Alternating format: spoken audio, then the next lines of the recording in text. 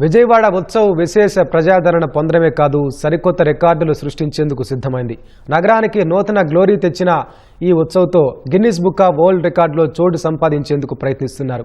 దీనికోసం నేడు దసరా వేషధారణలో 3000 మంది కళాకారులతో కార్నివాల్ నిర్వహించబోతున్నారు. ఇందిరాగాంధీ మున్సిపల్ స్టేడియం నుంచి బెంజ్ సర్కిల్ వరకు కార్నివాల్ జరిపేందుకు ఏర్పాట్లు చేశారు. విజయవాడ ఉత్సవంలో చివరి రోజైన నేడు మరో అద్భుత ఘట్టం ఆవిష్కృతం కానుంది. విజయదశమి పండుగ శోభను దేశ విదేశాల్లో చాటి చెప్పేలా Guinness book of world records లో చోటు సంపాదించేందుకు కార్నివాల్ నిర్వహించనున్నారు. ఇవాళ సాయంత్రం 5 గంటల నుంచి 7 గంటల వరకు ఇందిరాగాంధీ మున్సిపల్ స్టేడియం నుంచి బెంజ్ సర్కిల్ వరకు ఈ కార్నివాల్ సాగనుంది.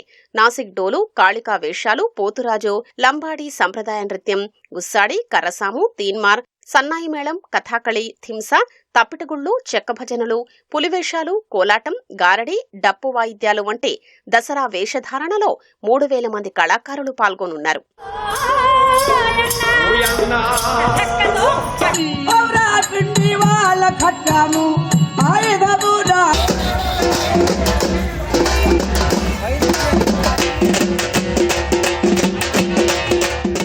రథంపై అమ్మవారి ఊరేగింపు కార్నివాల్లో ప్రధాన ఆకర్షణగా నిలవనుంది.